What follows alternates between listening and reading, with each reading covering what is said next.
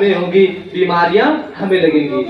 हाँ, इस वजह से अपनी जिम्मेदारी अपने हाथ में होती है। अपनी जिम्मेदारी उठाओ और अपने परिवार की जिम्मेदारी उठाओ। अपने अपने साथ साथ में दूसरों को भी बताना बहुत जरूरी होता है, ठीक है। और अपने घरवाली से भी कह देना कि नालियों में कूड़ा कचरा ना डाले। वो नालियों में इसलिए ना डाले क्योंकि नालियों में डालने से जो है इधर उधर फैलाने से कोई मतलब नहीं है। नुकसान हमारा होगा, हमारे परिवार का होगा। गंदगी से आजादी हमें कब मिलेगी? जब हम साफ सफाई स्वच्छता से रहेंगे, ठीक है। गली के पास डिस्ट्रिबिन रखे, मोहल्ले के पास डिस्ट्रिबिन रखे, और क्या कहते हैं, हर जगह डिस्ट्रिबिन का प्रयोग करें। दुकान के सामने डिस्ट्रिबिन, अभी दुकान में है, दुकान में अगर पानी भर जाए सामने तो क्या कोई ग्राहक आएगा तुम्हारी दुकान पे? कोई नहीं आएगा। वो इसी वजह से सारी बरकत जो है वो रुकी रहती हुई है।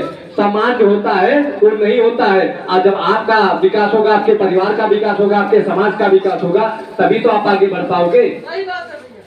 वरना जितना पैसा है सारा का सारा बीमारियों में लगाते रहोगे और भैया जो है ना बहुत पछताओगे।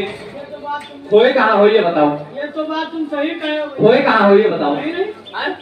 दिमाग तो नहीं है दिमाग हमसे। हाँ, सब क्या क्या बताओगे? कूड़ा कचरा कहाँ डालोगे? डिस्ट्रिक्ट में डालेंगे और कहाँ डालेंगे? अब तक तो कहाँ डाल रहे थे? अब तक डाल लेते नाली और रोड पे। काहे? अरे भैया जब सब डाल लेते तो हम भी डाल लेते। देखो, सबको देख के काम नहीं करना चाहिए। पूछो क्यों? क्योंकि सबको देख देख के करोगे तो कैसे अपना देश आगे बढ़ा पाओगे? कोई घोड़े पे चला, कोई हाथी पे चला तो आप भी चलोगे? नहीं भैया, हम इतने पैसे वाले नहीं। तो फिर दूसरों को देख के काम क्यों करते हो? दूसरों को कभी देख के नहीं करना चाहिए।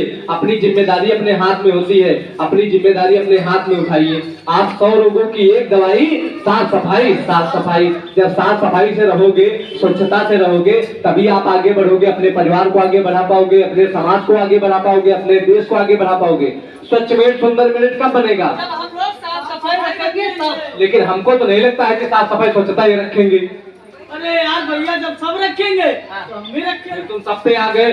हम कह रहे हैं सब पे मत जाइए, सिर्फ अपने अपने दरवाजे की जिम्मेदारी लीजिए। आप अपने दरवाजे के सामने साफ सफाई रखिए, कल आपको देख के दूसरा रखेगा, परसों तीसरा रखेगा। इस तरीके से अपना पूरा जो है मेरठ जो है वो साफ सुथरा स्वच्छ हो जाएगा। ठीक है भैया। और नगर निगम का भी यही कहना है कि आप साफ सफाई स्वच्छता से रहिए, खुद भी साफ रहिए, अपने बच्चों को भी साफ रखिए। कहते हैं इसी वजह से तो हम बता रहे हैं ना कि अगर आप सुधरेंगे तो जग सुधरेगा, जग सुधरेगा तो हमारा देश जरूर सुधरेगा। तो इस वजह से इन बातों का ध्यान रखना बहुत ही आवश्यक है। आप इन बातों का ध्यान रखेंगे तो ना आप बीमार पड़ेंगे, ना आपका परिवार बीमार पड़ेगा। तो इसीलिए मेरा कहना है कि भैया गंदगी से आजादी जब भी मिलेगी, जैसे हम पहले अंग्रेजों की गुलामी कर रहे थे उसी तरीके से गंदगी की भी गुलामी कर रहे हैं। तो इस वजह से आप कॉल करके पूरी जानकारी ले सकते हैं। ये बात बताओ पहले तुम, तो ये 1533 नंबर भैया कहाँ ही बागड़ बिल्ला का समझा रहे ये बागड़ बिल्ला समझने वाला नहीं है भैया। ये तो बात सही है ना ये सुधरेंगे ना ये सुधरेंगे भैया, दोनों के दोनों एक जैसे हैं भैया। कितना समझाए है, कितना समझाए है, समझा समझा के परेशान हो गए कि भैया जो है नालियों में कूड़ा कचरा ना डालो। लेकिन ये और इनकी घरवाली मानने के लिए एकदम तैयार ही नहीं। इनके बच्चे जो है ना, कहा बताए इतनी गंदगी करते हैं ना कि उनके पास बैठने वाला नहीं है। सही बात है भैया, है? सही बात है। अब देखो कैसे खड़े आराम से। इधर आओ। बताओ चाचा, इनका तो अपने हिसाब से थोड़ा समझा दो। अब एक बात हमारी ध्यान से सुनो। जैसे तुम कह रहे हो कि हमारा परिवार बीमार पड़ा है, तो परिवार किस लिए बीमार पड़ा है? बीमारी क्या ऊपर वाला दे रहा क्या? नहीं यार भैया, बीमारी हम ही लोगों ने पैदा। हाँ, बीमारी रुपए में 80% बीमारियां सिर्फ गंदगी से होती है। इस वजह से जिसे कहते हैं खान पान दूषित है, जिनके रोग रेखा लगे उनके, और दूषित जलवा बासी खाना ताय समझो जहर समाना, और जिस पर देखो मक्खी धूल उसे कभी मत खाओ भूल।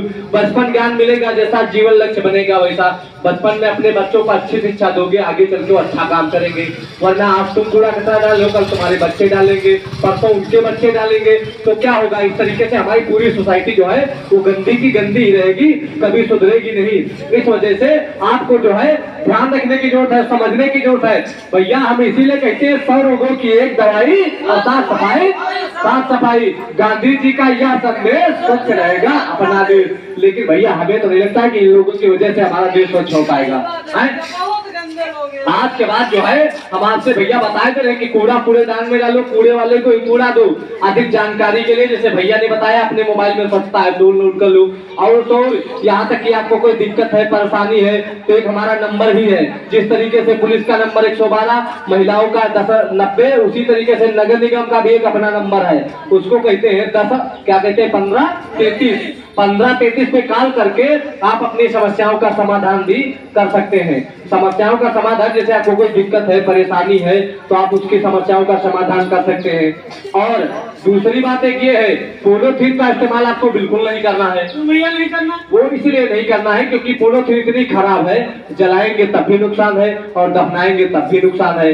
जलाने से भैया हमारा पर्यावरण जो है वो प्रदूषित होता है, और दफनाने से हमारी मिट्टी की, खेतों की जो उपज होती है वो कम हो जाती है। लोहे को कभी देखा है, लोहे को अगर 2, 4, 10 साल मिट्टी में डाल दिया जाए तो वो भी गल के मिट्टी बन जाता है।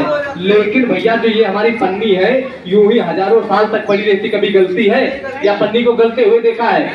इस वजह से जब भी आप बाजार जाइए, घर से झोला लेके जाइए, झोले में ही सारा सामान लेके आए, और साफ सफाई स्वच्छता का विशेषकर ध्यान रखें। साफ सफाई स्वच्छता का अगर विशेषकर ध्यान रखेंगे तो आप ना बीमार पड़ेंगे, ना आपके बच्चे बीमार पड़ेंगे, ना ही तो आपके कोई परिवार में बीमार पड़ेगा। इस वजह से भैया जो है स्वच्छता के 2 रंग हैं, कौन से? एक हरा और दूसरा नीला। हरे वाले डस्टबिन में आपको गीला कूड़ा डालना है, नीले वाले डस्टबिन में सूखा कूड़ा डालना है। अगर इधर उधर फैलाएंगे तो कुछ